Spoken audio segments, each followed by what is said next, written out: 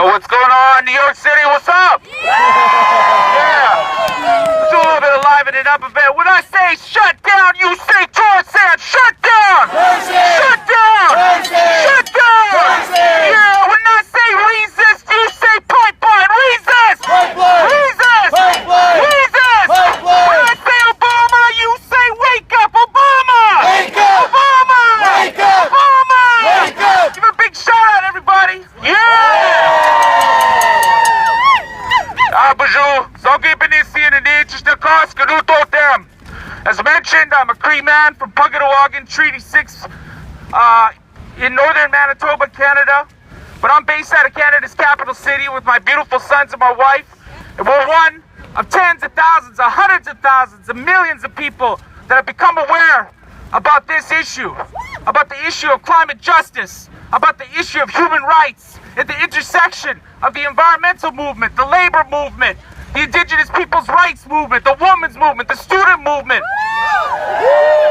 Each and every single one of you is part of the emergence of the biggest social movement in the history of the members of the Five-Fingered Nation, the human race. And so I commend you.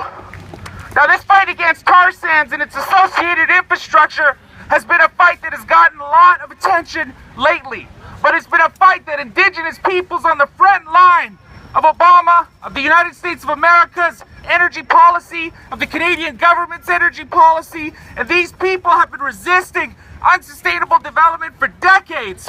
And only now do we all come together to honor that resistance. Yeah. The Indigenous Tar Sands campaign has been working in unity with environmental organizations, with big unions, with student groups, all across North America and all across the world to shed light on the fact that indigenous peoples here in America and in Canada are unique priority rights holders. They have sovereign to sovereign relationships with the federal government defined by treaties recognized under international law. One of the nations that we work with is the Great Sioux Nation of the Oglala Lakota. And I wanted to use my time tonight to read a statement from the Moccasins on the Ground crew in Oglala Lakota territory in South Dakota, whose president just the other day of the release of the State Department report said that this Black Snake pipeline will not cross sacred Lakota lands. And I have a statement. And so I would like to read this statement from the Oglala Lakota people, and specifically from organizer Deborah White-Plume, who's an incredible auntie that I'm honored to call a mentor and a dear friend. The Lakota are united with our relatives and allies up north, meaning Canada. We must stop this KXL from entering the territory of our ancestors who lived on for thousands of generations and gave the greatest gift of all, to defend their lives. Our creation stories teach us that this is the home on Unci Maka. Our homeland is part of our identity. We have an inherent birthright as Lakota Oyate. Our inherent birthright is a spiritual and human right. And we have treaty rights. We do not want this KXL. We do not want tar sands in our lands. The tar sands must stay in the ground. The extraction and its aftermath is killing humans and all life up in northern Alberta and wasting precious water across these great lands that we all depend on. The leaders of the world are looking at this. We need them to be good leaders and to stand in the way of something bad that is coming towards all of us, all over the world. And here in this big land, it is time for people to be clear to our leader. Now is the time when he can go and be a green revolutionary and make decisions that will change the world.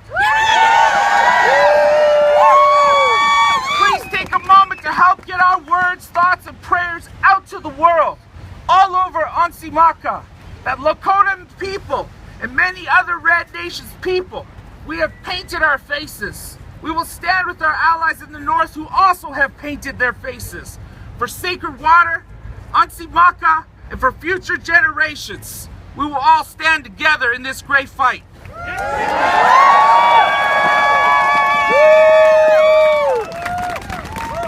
Now I'm here representing the the indigenous people's social movement known as Idle No More, and the network of land defenders known as Defenders of Land. Anybody here in New York City heard of Idle No More? Yeah. When I say idle, you say no more. Idle! No more! Idle! No more! Idle! No more! Yeah.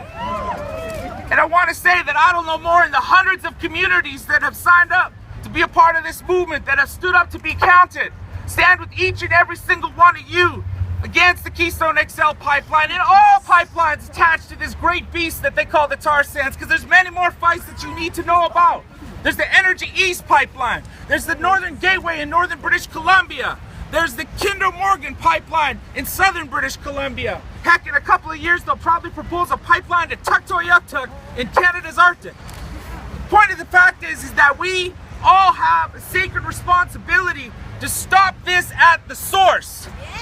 If we don't focus at least 40 to 50% of our efforts to supporting communities on the front line in northern Alberta, and the tar sands continue to expand, then our grandchildren's children will be campaigning against pipelines and shipping lanes and refinery upgrades for this dirty oil.